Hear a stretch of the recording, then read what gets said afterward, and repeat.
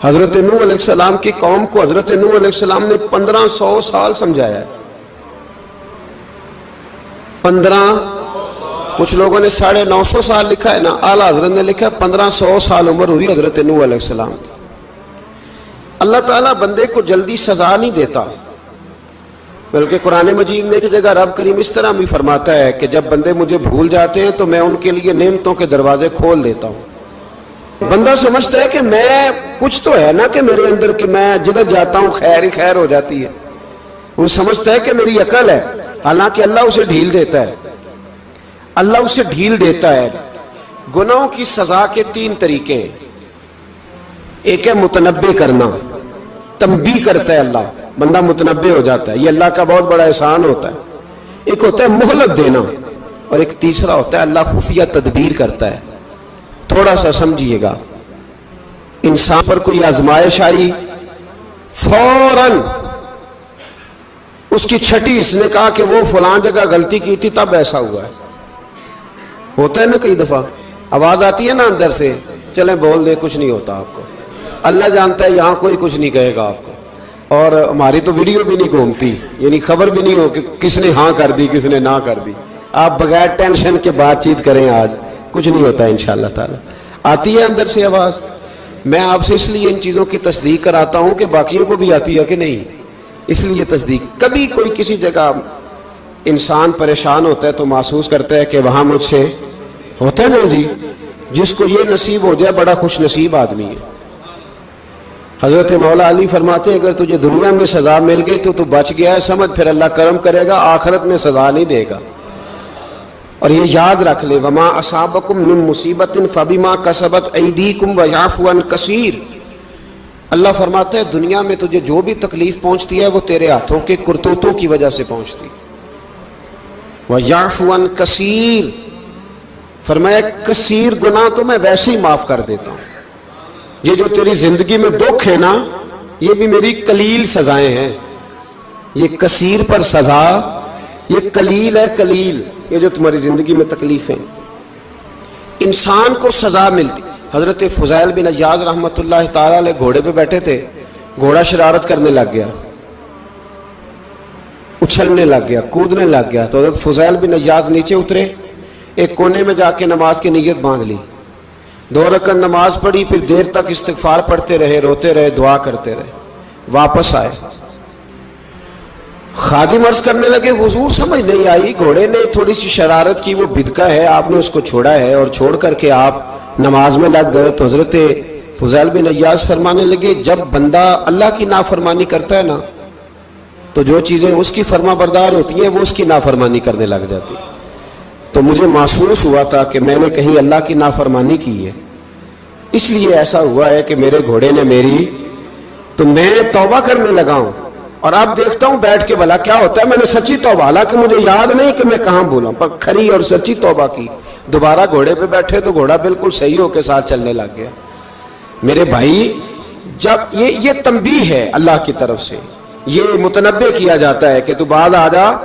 بہت ساری جگہوں پہ انسان کو وقتی طور پر اگر سزا مل جائے، نبی پاک علیہ السلام کی خدمت میں ایک صحابی آئے، بات مضبوط کر دوں، واقعہ سنایا ہے نا تو کچھ لوگ سمجھتے ہیں کہ یہ واقعہ ہے، تو میں ایک حدیث پاک امام بہقی کی لکھی ہوئی عرض کرتا ہوں. نبی پاک علیہ السلام کے ایک صحابی آئے اور ان کا سر پھٹا ہوا تھا، خون بہ رہا تھا. سرکار نے فرمایا کیا ہوا؟ عرض کی حضور ایک عورت جا رہی تھی، میری نظر پڑی، ابھی نظر پڑی ہے کہ میرے آگے ستون آ گیا تو میرے سر پہ لگ گیا. نبی پاک صلی اللہ علیہ وسلم نے فرمایا تیرے لیے خوشخبری ہے، اگر دنیا میں تیری غلطی کی تجھے سزا ملی ہے تو پھر رب تجھے قیامت میں سزا نہیں دے گا. پھر اللہ قیامت میں سزا، بعض گناہ ایسے ہیں جن کی یہاں بھی سزا ملے گی اور وہاں بھی ملے، لیکن میرے بھائی پہلی بات یہ ہے کہ اللہ تعالیٰ اس غلطی کی یہی سزا دے لے اور دعا فرمائے اللہ تبارک و تعالیٰ یہاں بھی معافی عطا فرمائے وہاں بھی معافی عطا فرمائے، اللہ درگزر ہی فرمائے. لیکن میرے بھائی ایک تو یہ سزا، ایک سزا یہ ہوتی ہے کہ انسان جب گناہ کرنے لگتا ہے تو اللہ نعمتوں کے دروازے کھولتا ہے، مہلت دیتا ہے. 500 سال تک فرعون کو مہلت دی. کتنے؟ یہاں جو 5 سال حکومت کر لیتا ہے وہ کہتا ہے سب سے قابل میں ہی ہوں، مجھے مہلت بھی ملی ہوئی ہے۔ 500 سال مہلت دی اللہ تعالیٰ نے، اور فرعون کی قوم پر پتہ عذاب کس طرح کے آئے تھے؟ ٹڈیاں مسلط کر دی اللہ نے۔ یہ گھومتی نہیں چھوٹی سی، ہم اپنی زبان میں اس کو کچھ لوگ مختلف ناموں سے یاد کرتے ہیں، کوئی مکڑی کہتا ہے، کوئی کچھ کہتا ہے، مسلط کر دی، جاتی نہیں۔ ان پر بنی اسرائیل کے ان مقابل جو فرعون کی قوم تھی ان پر الزام اس طرح کا عذاب آیا کہ مینڈک مسلط کر دی اللہ تعالیٰ۔ برتن کھولتے تھے اندر مینڈک نکلتا تھا، دنیا کی ہر دوائی استعمال کرتے تھے لیکن مینڈک نکل آتا تھا۔ تھوڑا سا سمجھا کریں چیزوں کو، ہمارے رنگ نہیں زیادہ گورے کہ ہم پر عذاب نہیں آتا۔ کوئی بہت زیادہ اللہ تعالیٰ معاف فرمائے دولت نہیں جمع کرا بیٹھے شاہی خزانے میں کہ ہم سے پوچھا نہیں جائے گا۔ یہ مہلت ہے، مہلت کو مہلت سمجھو۔ پھر جب پکڑ آتی ہے نا اللہ کریم کی، میں نے دیکھا ہے کروڑوں روپیہ، 6 اولادیں، ایک شخص کے بچے باہر سے آ رہے تھے، وہ بندہ بیمار تھا، مجھے کہنے لگا حضرت جی دعا کریں میں ان کے آنے سے پہلے مر جاؤں ورنہ آ کے مجھے مار دیں گے، دعا کریں۔ اتنی بے سکونی، کروڑوں روپیہ پڑا ہے تو یہ عذاب نہیں؟ کوئی ضروری ہے کہ پتھر ہی برسیں گے تو سمجھ آئے گی؟ یہ جو سگا بیٹا بوڑھے باپ کے قریب سے گزر جاتا ہے سلام نہیں لیتا تو اس کو عذاب نہیں سمجھتے؟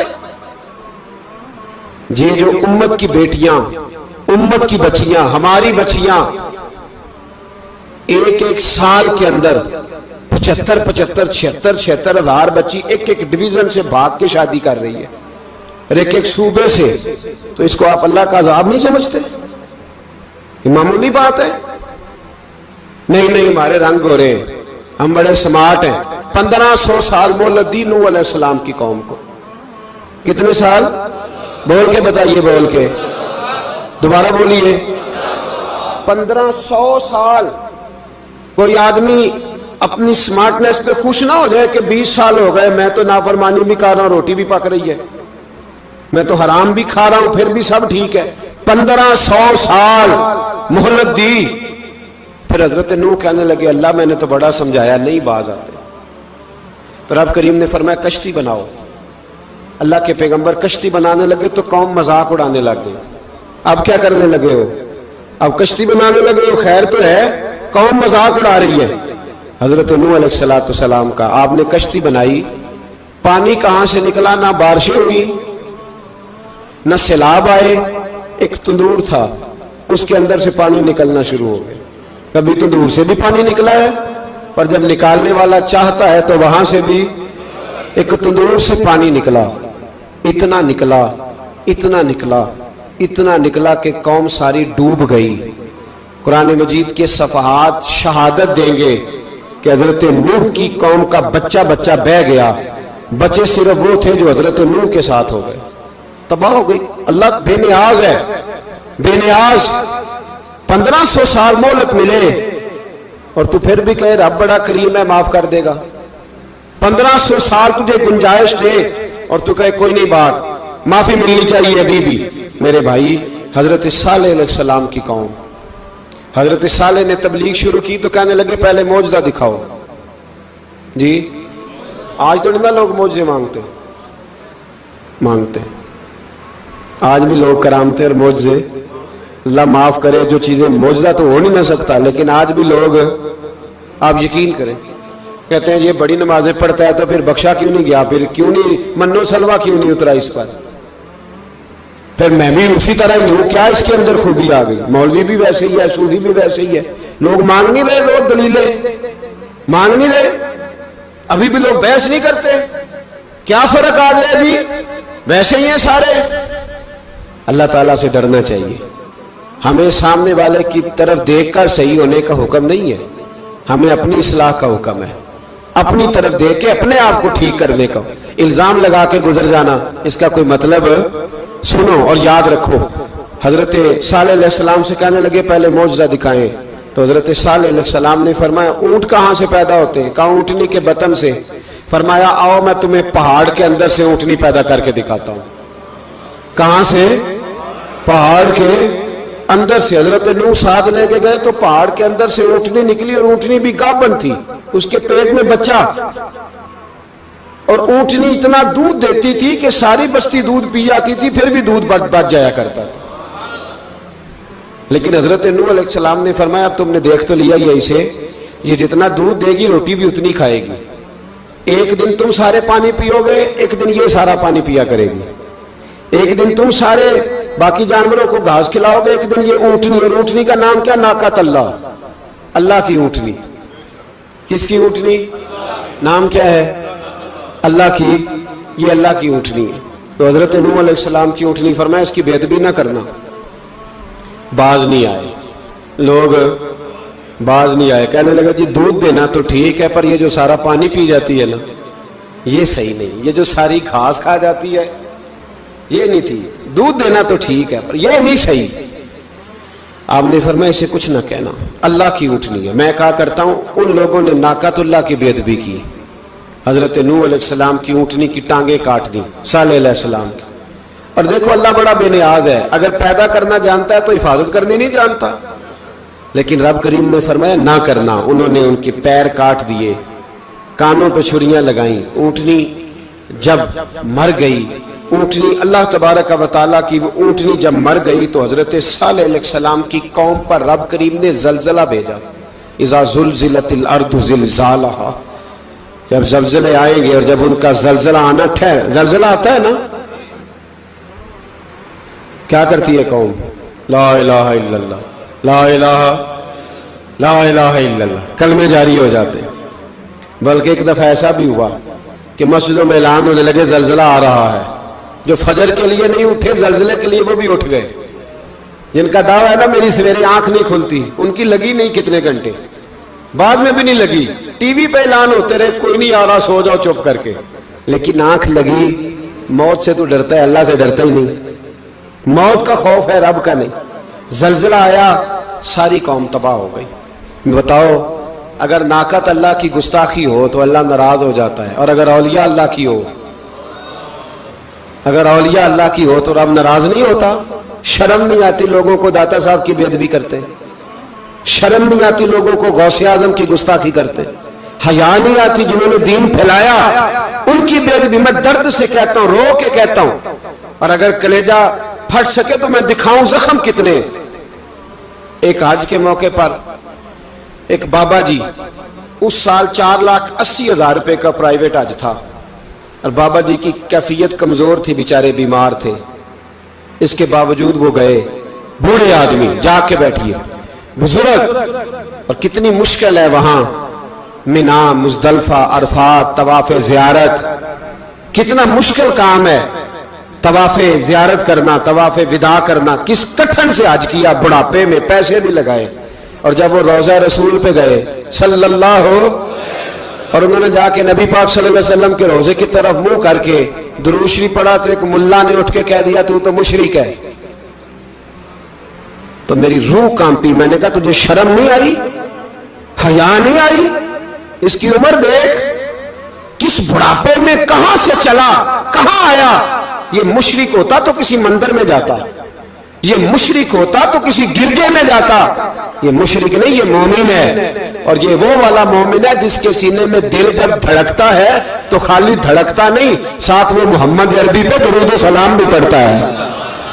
شرم نہیں آتی لوگوں کو، اتنی بڑی گستاخی کرتے، جو روضہ رسول پہ آیا مشرک ہے۔ میں نے جو مولوی کو صاف صاف کہا تھا، میں نے کہا اگر میں مشرک ہوں تو نکالو، مشرک کا داخلہ تو یہاں ویسے ہی منع ہے۔ شرم نہیں آتی؟ اپنی زبان کا ایک پاس کرو کچھ۔ اتنا ظلم، اتنی بڑی فرقہ واریت امت میں، اتنا امت کو تقسیم کرتے ہو، تمہیں شرم نہیں آتی؟ جہاں سے اتحاد کا پیغام دینا چاہیے وہاں سے تم لوگوں کو فرقے کا پیغام دیتے ہو، ایک مقصود فرقے کی تبلیغ کرتے ہو۔ خدا را، تو میں کہہ رہا ہوں ناقۃ اللہ کی بے ادبی پہ عذاب آتا ہے، تو اولیاء اللہ کی بے ادبی پہ نہیں آتا؟ داتا صاحب ساری زندگی تبلیغ کرتے رہے، ایک آدمی نے اٹھ کے کہہ دیا جناب وہ تو شرک کا اڈا ہے، تو رب کریم ناراض نہیں ہوتا ان باتوں سے؟ ہمیں خیال کرنا چاہیے، اللہ سے ڈرنا چاہیے، ان چیزوں سے عذاب آتا ہے اور آ رہا ہے۔ اللہ تعالی ہمیں محفوظ فرمائے۔ اللہ ہمیں اس سے، قوم لوط پہ بھی عذاب آیا، ہم جنس پرستی، مرد مردوں سے بدکاری کرتے، حضرت نوح نے سمجھایا یہ کام درست فطرت کے خلاف ہے، یہ کام درست نہیں۔ جب انسان یہ کام کرتا ہے تو زمین اور آسمان کانپتے ہیں۔ اب میں کیسے کھول کے بتاؤں، میرے پاس اعداد و شمار ہیں کہ پاکستان کے اندر اس کام کی کیفیت کیا ہے اور کس طرح کر کے لوگ، میں تو رونا روتا رہتا ہوں داڑھی کا۔ لوگ کئی دفعہ کہتے ہیں حضرت صاحب پہلے بھی آئے تھے تو داڑھی کی بات، پھر بھی آئے تو داڑھی کی بات، تو میں رونا روتا ہوں۔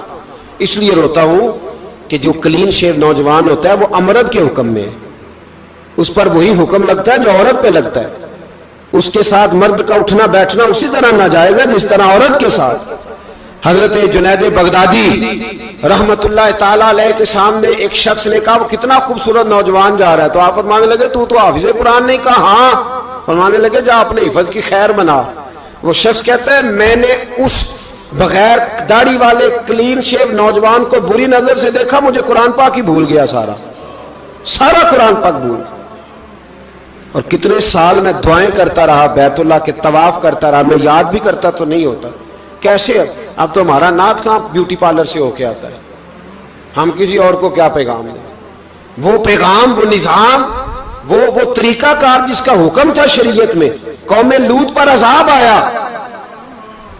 صحیح بیٹھتے ہوں گے بچے جو موٹر سائیکلوں پہ بیٹھتے ہیں، میں نے گجرانوالہ کی سڑکوں پہ بچوں کو، نوجوانوں کو جو تماشے کرتے سرے عام دیکھا ہے تو مجھے ڈر لگتا ہے، اور کوئی روکنے والا نہیں، شغل ہو رہا ہے، ہنس رہے ہیں، اور سامنے عورتیں بھی ہیں، سب ہو رہا ہے۔ کتنی تکلیف کی بات۔ حضرت نوح کی قوم یہ کام کرتی تھی، قرآن پاک نے بیان کیا ہے۔ حضرت نوح نے سمجھایا، فرمایا رب کریم نے تمہیں اپنی خواہش پوری کرنے کے لیے جائز طریقہ عطا فرمایا، عورتوں سے نکاح کرو، اور اس نکاح کی برکت سے جو اللہ تمہیں اولاد دے گا اس کو اللہ تبارک و تعالیٰ تمہارے لیے باعث بخشش بھی فرمائے گا۔ لیکن جب قوم نہ مانی تو جو قوم میں لوط کا عمل کرے اس کا علاج قرآن نے بیان فرمایا کہ آسمان سے پتھر برسیں گے، پھر پتھر برسے، اور جن کے بڑے بڑے اچھے دماغ تھے ان کے دماغ چکنا چور کر دیے گئے، تباہ کر دیے گئے، ان کے دماغ زمین پر بچھاڑ دیا گیا۔ اللہ مہلت دیتا ہے، لیکن اس کا مطلب یہ نہیں کہ انسان توبہ ہی نہ کرے۔ حضرت شعیب علیہ السلام کی قوم پر بھی عذاب آیا، اس لیے کہ بددیانتی کرتی تھی، ناپ تول میں کمی کرتی تھی۔ میں نے کہا تھا شب قدر کی رات کہ یہ کوئی تماشا ہے کہ شب رات آئی تو ساری رات روتے رہے، یا اللہ معاف کر دے، یا اللہ معاف کر دے، رو رو کے چیخے مار مار روئے۔ شب قدر آئی تو پھر چیخے ماری، ساری رات روئے۔ تو جس بندے کا پروگرام ہی نہیں سویرے بدلنے کا، دکان پہ بیٹھ کے پھر وہی ناپ تول میں کمی، پھر وہ اللہ تعالیٰ معاف کرے۔